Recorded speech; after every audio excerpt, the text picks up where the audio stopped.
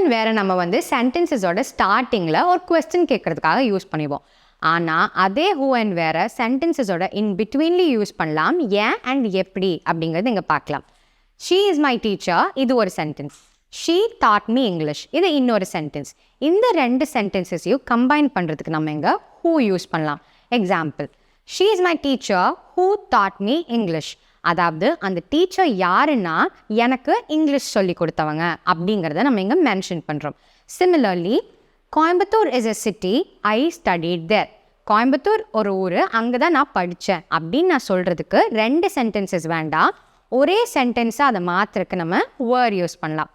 Coimbatore is the city where I studied.